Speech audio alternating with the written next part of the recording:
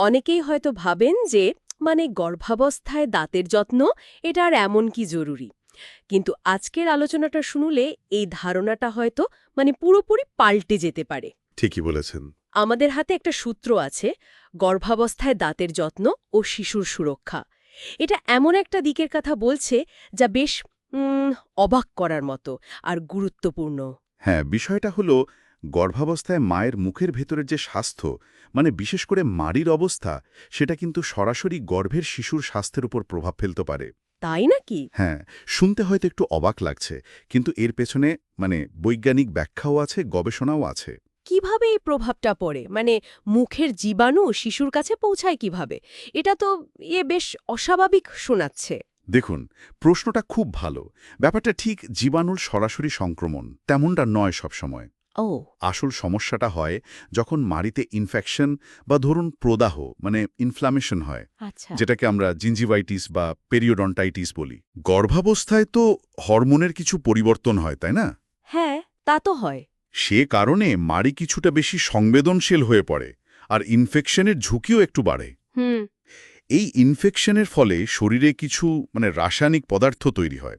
সেই কেমিক্যালগুলো রক্তস্রোতের মাধ্যমে বাহিত হয়ে গর্ভফুল বা প্ল্যাসেন্টা পর্যন্ত পৌঁছে যেতে পারে।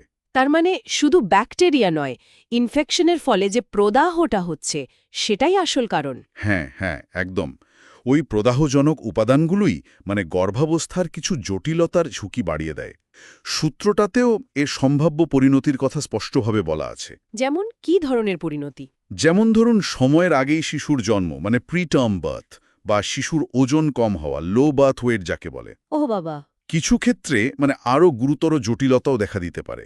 সময়ের আগে জন্ম বা কম ওজন নিয়ে জন্মানো, এগুলো তো বাচ্চার ভবিষ্যতের জন্য বিরাট সমস্যা তৈরি করতে পারে। তার দাঁতের বা মাড়ির একটা সাধারণ সমস্যা এত দূর গড়াতে পারে? পরিসংখ্যান বলছে ঝুঁকিটা কিন্তু বেশ উল্লেখযোগ্য। সব মাড়ির ইনফেকশন থেকেই যে এমন জটিলতা হবেই তা নয়, কিন্তু ঝুঁকি যে বাড়ে সে ব্যাপারে প্রায় সব গবেষকই একমত। হুম। এই তথ্যটা এটাই বলছে যে গর্ভাবস্থায় যেমন ভালো খাবার দরকার, পুষ্টি দরকার, ঠিক তেমনি মুখের যত্নটাও সমান জরুরি। এটাকে একদমই ঐচ্ছিক ভাবা ঠিক নয়। তাহলে এই ঝুঁকি এড়ানোর জন্য বা কমানোর জন্য ঠিক কি করা উচিত?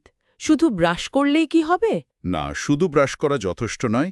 নিয়মিত দাঁত ব্রাশ করা, দিনে 2 বার, ফ্লুরাইড টুথপেস্ট দিয়ে, আর ফ্লস করা, এগুলো তো একদম বেসিক, করতেই হবে। আচ্ছা। কিন্তু সূত্রটা আরও কয়েকটা ব্যাপারে জোর দিচ্ছে।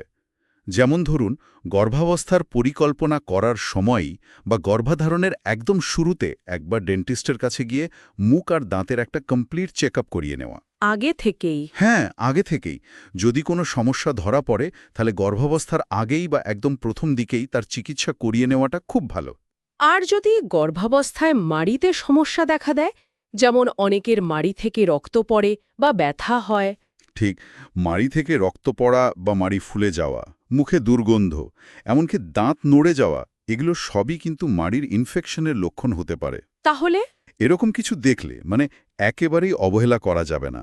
যত তাড়াতাড়ি সম্ভব ডেন্টিস্টের পরামর্শ নিতে হবে। কিন্তু গর্ভাবস্থায় ডেন্টিস্টের কাছে যাওয়া কি নিরাপদ? অনেকে তো ভয় পান। হ্যাঁ, এই ভয়টা অনেকের মধ্যেই কাজ করে। কিন্তু দেখুন, গর্ভাবস্থায় দাঁতের চিকিৎসা, বিশেষ করে জরুরি অবস্থায়, সেটা কিন্তু নিরাপদেই করা যায়। ডেন্টিস্টরা জানেন কখন কিভাবে চিকিৎসা করতে হবে। আচ্ছা। সাধারণত গর্ভাবস্থায় দ্বিতীয় ত্রৈমাসিক, সেকেন্ড ট্রাইমেস্টার, ডেন্টাল ভিজিটের জন্য ভালো সময় ধরা হয়। তবে দরকার পড়লে যে কোনো সময় যাওয়া যেতে পারে, ডেন্টিস্টের সাথে কথা বলে। তার আসল কথা হলো সচেতন থাকা আর প্রতিরোধ করা। এই তথ্যগুলো তো আসলে অনেক হবু মায়ের কাছে পৌঁছনোটা খুব দরকারি। অবশ্যই, অবশ্যই। মুখের স্বাস্থ্য যে আসলে পুরো শরীরের স্বাস্থ্যেরই একটা অংশ, আর গর্ভাবস্থায় এর গুরুত্ব যে কতটা বেশি, এই বার্তাটা সবার কাছে পৌঁছানো দরকার। হুম।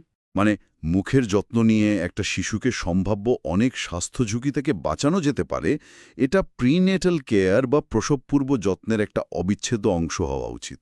তাহলে আজকের আলোচনা থেকে আমরা যা বুঝলাম, গর্ভাবস্থায় মায়ের দাঁতের স্বাস্থ্য এটা কোনো ঐচ্ছিক বিষয় নয়, বরং মা ও শিশুর সুস্থতার জন্য একটা অপরিহার্য অংশ। একদম।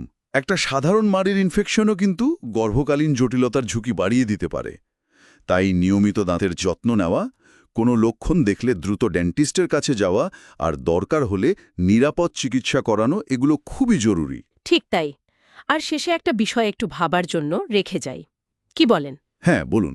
আমাদের শরীরের একটা অংশ মানে মুখগহ্বর, যা হয়তো আমরা অন্য অঙ্গের চেয়ে কম গুরুত্ব দিই কখনো কখনো, সেটা কিভাবে আরেকটা নতুন জীবনের বেড়ে ওঠার ওপর এতটা গভীর প্রভাব ফেলতে পারে।